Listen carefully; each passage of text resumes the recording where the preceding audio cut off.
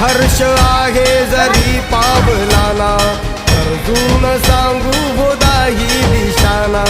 आयुष्य लावू हो आम्ही पणाला, आशा स्वप्न वेड्या तुझ्या लेकराला.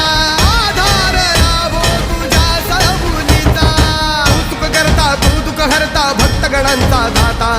तुझ्या भक्तीचा जागर केला ते वरदान तू आता.